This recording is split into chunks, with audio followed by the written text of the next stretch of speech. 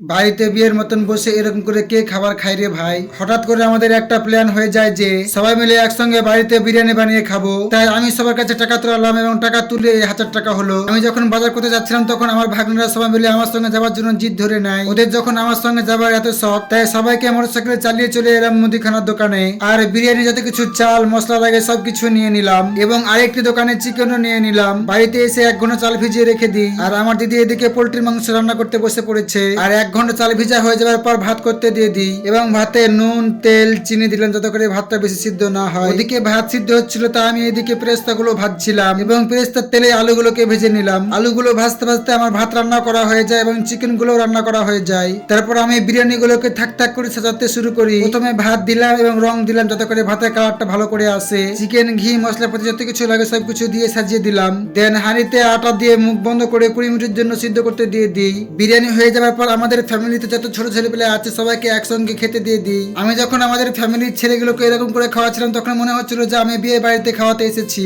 আর সত্যি বলছি যখন এরকম করে খাওয়াচ্ছিলাম তখন আমাকে অনেকটাই ভালো লাগছিল। রান্না করতে করতে আমারও অনেক খিদে লেগে গিয়েছে, তাই ওদেরকে খাওয়া দাওয়া করিয়ে আমিও খেয়ে নিলাম।